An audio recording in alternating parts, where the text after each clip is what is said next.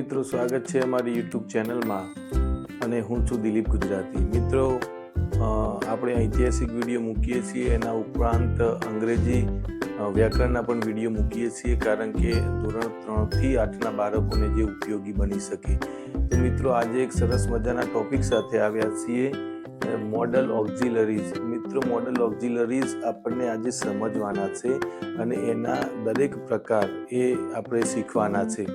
તો અહીંયા મોડલ ઓક્ઝિલરીઝનું ગુજરાતી થાય મિત્રો સહાયકારક ક્રિયાપદો. તો સહાયકારક ક્રિયાપદો કયા કયા છે એ સમજવાનું છે.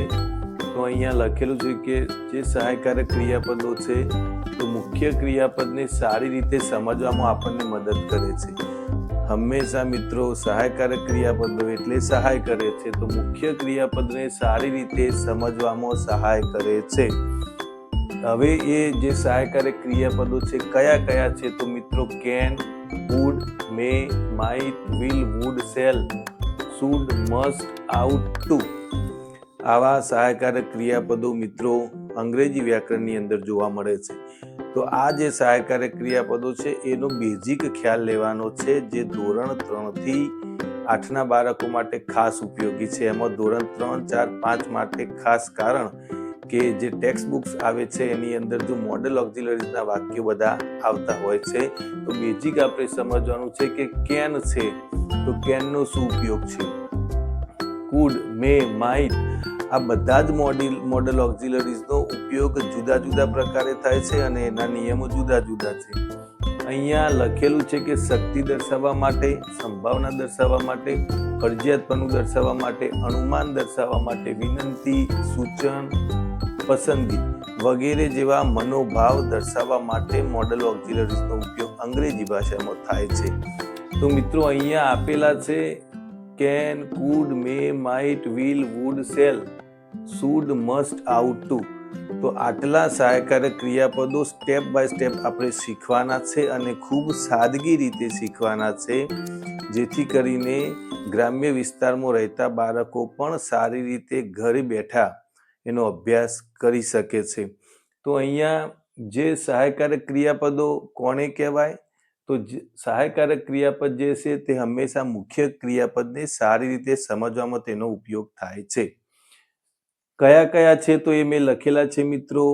તો આ બધા જ સહાયકારક ક્રિયાપદો છે અને શું દર્શાવે છે? તો દરેક મોડલ ઓક્ઝિલરી જે છે જુદા જુદા અર્થમાં વપરાય છે. કોઈ દાખલા તરીકે કેન છે તો શક્તિ માટે વપરાય છે, મે હોય તો સંભાવના માટે વપરાય છે, મસ્ટ હોય તો ફરજિયાતપણું દર્શાવવા માટે વપરાય છે.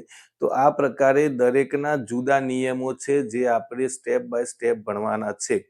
તો મિત્રો મોડલ ઓક્ઝિલરીઝનો મતલબ થાય છે સહાયકારક ક્રિયાપદ. તો સહાયકારક ક્રિયાપદ એટલે મુખ્ય ક્રિયાપદને સહાય કરે છે, એટલે એને સહાયકારક ક્રિયાપદ કહેવામાં આવે છે. અંગ્રેજીમાં મોડલ ઓક્ઝિલરીઝ કહેવામાં આવે છે. તો મિત્રો આ બેઝિક ખ્યાલ છે કે મોડલ ઓક્ઝિલરી સહાયકારક ક્રિયાપદ એટલે શું, તે કઈ રીતે મદદ કરે? તો મુખ્ય ક્રિયાપદની જે ક્રિયા હોય એ ક્રિયા સારી રીતે સમજવામાં મદદ કરે છે. કયા કયા સહાયકારક ક્રિયાપદો છે? તો લખેલા છે can, could, may, might, will, would, shall, should, must, ought, two.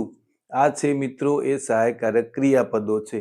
એ કયા અર્થમાં વપરાય છે? તો શક્તિ દર્શાવવા, સંભાવના દર્શાવવા, ફરજિયાતપણું દર્શાવવા, અનુમાન દર્શાવવા, વિનંતી દર્શાવવા, સૂચન દર્શાવવા અને પસંદગી દર્શાવવા. તો આટલા પ્રકારે આ મોડલ ઓક્ઝિલરીઝ વપરાય છે. મિત્રો હું તમને આ બેઝિક ખ્યાલ આપું છું. આના આધારે હવે શરૂઆત છે કેન, તો કેનથી આપણે આખા જ નિયમો સાથે કેનનો ઉપયોગ ભણીશું. તો આવતા પીરિયડમાં એ આપણે ભણીશું, આવતા વિડીયોમાં તમે જોઈ શકશો. પરંતુ અત્યારે મોડલ ઓક્ઝિલરી શું છે અને તેનો ઉપયોગ કેવી રીતે થાય છે એ બાબત મેં તમને સમજાવી. તો મિત્રો અમારો આ વિડીયો ગમ્યો હોય તો લાઈક કરજો, શેર કરજો અને સબસ્ક્રાઈબ તો ચોક્કસ કરજો, જેથી અમારા અંગ્રેજી ગ્રામરના વિડીયો અને ઐતિહાસિક સ્થળોની મુલાકાતના વિડીયો પણ તમે જોઈ શકો, કારણ કે ઐતિહાસિક સ્થળ પણ સામાજિક વિજ્ઞાનમાં ભણવાના આવે છે. તો મિત્રો હવે આગળના વિડીયોમાં તમને કેનનો ઉપયોગ કેવી રીતે થાય તે આપણે સમજીશું.